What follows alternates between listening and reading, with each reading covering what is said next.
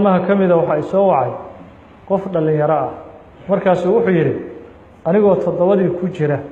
oo arooskii ku jira ayaa gabadhii aan soo aroosay waxay igu tiri niyahow adigu ma taqaanaa habka wax loo furo sida wax loo furo ma taqaanaa markaasaan igu yiri maxaan u qoon waayay markaas waxay tiri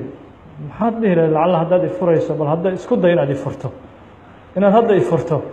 bal isku day markaas waxaan yiri saddex dalaaq aan kugu furay saddex dalaaq aan kugu furay marka sheekhu waana isla joognaahay bal ka waran mas'alada gabadhaas ma iga furan tahay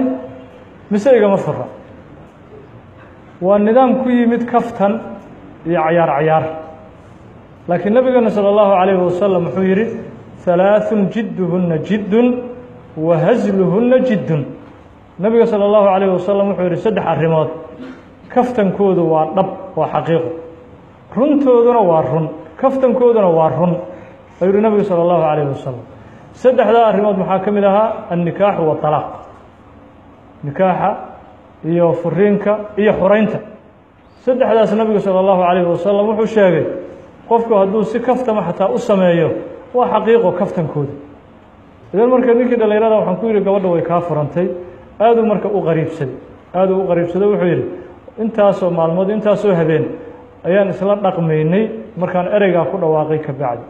marka waxaan ku yiri haddaad ogaatay waa ka xaraam gabadhan in ajnabi ka noqoto dib uguma laaban kartid ilaa nin kale ay soo guursato marka ujeedada waxa weeye ummadii mujtamaci waxay u haystaanba diinta islaamka barashadeedu wax laga